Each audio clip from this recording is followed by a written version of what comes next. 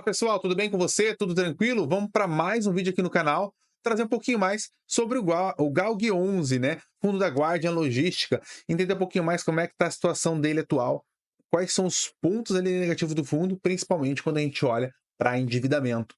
Antes de mais nada, eu ia pedir para você deixar o seu joinha, se inscrever no canal e ativar o sininho. Assim você vai estar sempre recebendo os vídeos aí na sua tela, beleza? Bora pro vídeo!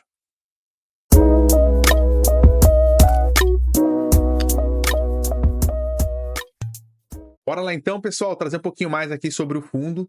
Então, o objetivo do fundo, né, começando por ele. Então, fundo criado para oferir rendimentos mensais por meio de investimento predominantemente em imóveis de segmento logística, com a finalidade de locação. Então, pessoal, sempre eu falo que é bem importante a gente entender essa questão do objetivo. Então, o fundo, basicamente, ele só vai fazer a locação de imóveis, né? Ele não vai fazer a parte ali de compra e depois revenda, entre outros aspectos, para tentar oferir essa rentabilidade, tá bom? Então, o fundo está focado somente no recebível ali do valor. Olhando para o portfólio do ativo, né? A gente vai entender um pouquinho mais. Hoje, o fundo ele está com a diversificação geográfica de 41% no estado do Rio Grande do Sul, 35% no estado da Bahia e 22% no estado de Pernambuco. Então, basicamente, pessoal, é um fundo que é um pouco diferente na sua maneira de fazer receita dos fundos tradicionais de logística. No geral, a concentração está dentro do estado de São Paulo, Rio de Janeiro e Minas Gerais. O fundo está mais concentrado nos estados da Bahia e do Rio Grande do Sul e Pernambuco, tá bom? Beleza? Olhando então para esses aspectos, né, vamos entender um pouquinho mais sobre quantos ativos tem dentro do portfólio. São um total de 5 ativos ali dentro, dos quais é em Cachoeirinha, no Rio Grande do Sul, alugado para Santa Cruz, já vou mencionar aqui, em Canoas, em São José dos Campos, Salvador e Pernambuco. Hoje, pessoal, então a gente vai ver aqui os prazos também, né, de contratos. Os prazos, eles estão para o ano de 2027, o de Cachoeirinha, que representa um total de 80 mil metros quadrados de área bruta locável. É o maior ativo dentro da carteira. Vencimento em 2027. O restante, pessoal, tem aqui mais um vencendo em 2027, o de Salvador, representando aqui um total de 36, arredondando, né, 36 mil metros quadrados de locação. Na soma dos dois, vai dar em torno de 115 mil metros quadrados. Qual que é o ponto, pessoal? Quando a gente fala que 115 mil metros quadrados está disponível, que vai estar disponível, vai estar em vencimento de contrato em 2027, a gente está olhando para o fundo e enxergando basicamente ali cerca de 70% do fundo com o contrato vencendo em 2027. O restante com vencimentos mais à frente. Mas é bem importante a gente frisar isso, porque a gente tem que estar muito atento à questão do vencimento, e isso penaliza o fundo, tá bom? Então a gente vai ver aqui a receita, né? 40% vem da Souza Cruz, né? Que é aqui no Rio Grande do Sul.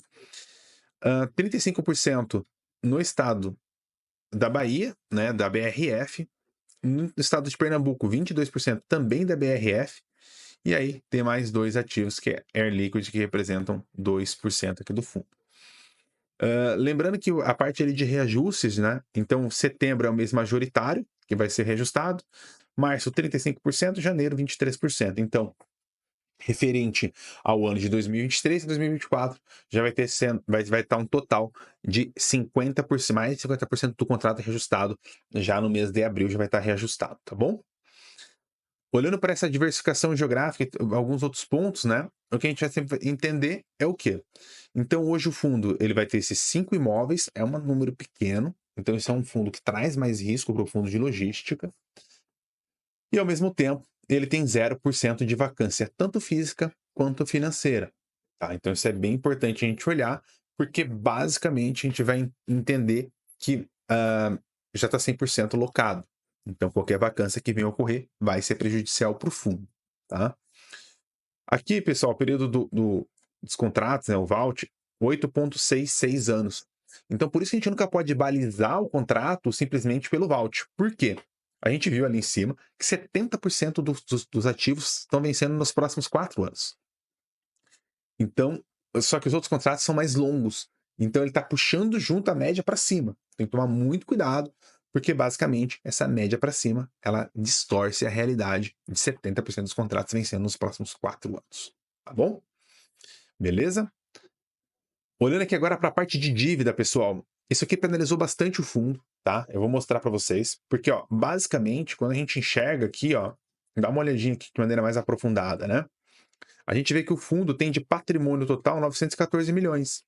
Só que ele tem 391 milhões de alavancagem, ou seja, 30%, mais de 30% do fundo, 35% do fundo. O patrimônio líquido do fundo foi para 522 milhões. Isso automaticamente joga o PL, né, para baixo, tá bom? Quando a gente vai enxergar esses pagamentos aqui nos próximos períodos, a gente vê até dezembro de 24, né? Vai ter uma queda aqui de alguns valores, tal. Vai cair em torno ali de 60 milhões, 70 milhões. Mas, basicamente, o que acontece é, esse endividamento ele é muito alto agora aqui no curto prazo, nos próximos 4 anos. Isso penaliza bastante o fundo. Na hora que tiver um endividamento mais baixo, vai estar vencendo aqueles contratos. Pode ser renovado, e se caso for renovado e conseguir honrar com os pagamentos, o fundo tende a se valorizar, porque basicamente zerou esse risco maior.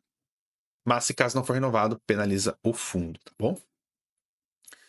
Beleza? Então os contratos são todos reajustados pelo IPCA, tá bom? Então isso é bem importante a gente frisar, porque basicamente como que tá esses ativos de maneira de reajustes. Esse endividamento, né, pessoal? Então ele vai ter aqui dentro o CRI por ativo, né? Quanto que isso pesa em cada um dos fatores que eu vou mencionar aqui agora abaixo, que é basicamente quanto vai penalizar. Aqui na parte de receitas agora, a gente vê aqui a receita só de locação 7 milhões e 200, a receita total de 7 milhões e 400. Quando a gente vai para o total de despesa, olha como a despesa financeira pesa no ativo. Foram 2 milhões e 400 somente da despesa financeira, que é o endividamento. Então isso vai afetando todos esses ativos aqui e lá no último ponto, né, a gente vê que foi feita uma receita de 7 milhões e 400, uma despesa total de quase 3 milhões, então foi um total de 35% mais ou menos do fundo para pagar a despesa. Um resultado mais baixo em consequência disso, logo um dividendo também abaixo aqui, então pagando ali 8 centavos e meio.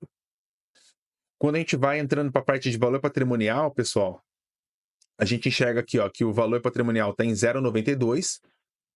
Se não fosse aquele endividamento, a gente teria um patrimônio maior, né? Porque basicamente é o patrimônio líquido aqui, então, né? Já está descontado. Mas isso é bem preocupante, porque se você tem uma vacância zero e está entregando um resultado que não está sendo tão alto de dividendos, isso basicamente traz uma insegurança, porque se aumenta essa vacância, o dividendo ele vem para baixo, tá bom? Então hoje tem um pouco de desconto, bastante atenção a isso, esse desconto não é à toa, é por causa desses fatores que eu mencionei agora. A liquidez diária de 3 milhões e 100, então um fundo que tem uma liquidez muito boa. A participação em FIX de 0,91%. Quando a gente vai entrar na parte de dividendos, pessoal, trouxe Ana aqui de maneira dividendo por dividendo, basicamente para vocês enxergarem que tem uma linearidade muito boa aqui dentro. Então isso é um fator muito positivo para o fundo, porque basicamente você tem um dividendo sempre reloginho, não tem aquela oscilação de dividendos, tá bom?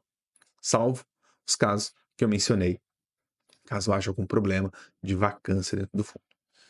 Olhando aqui, né, pessoal, lembrando só que eu tirei essa informação do Status Invest.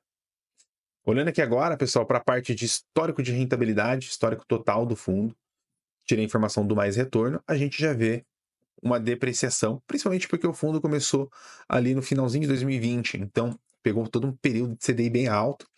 Isso fez com que o CDI batesse 33%, o IMAB 22,5%, né, que é aquele título de inflação do governo, o IPCA 22%, o IFIX 16% e o GALG apenas 12,4%. Então isso basicamente fez com que o cliente, a pessoa que tivesse alocada, né, o cotista, tivesse pouca rentabilidade ali dentro do ativo em 3 anos. Beleza, pessoal? Espero que você tenha gostado do vídeo. Se você gostou, deixe seu joinha, se inscreva no canal, ative o sininho, vai estar sempre recebendo os vídeos aí na sua tela e deixe um comentário também ali sobre sugestões, se você tem fundo, como que tá aí dentro da sua carteira, beleza? Um grande abraço, valeu!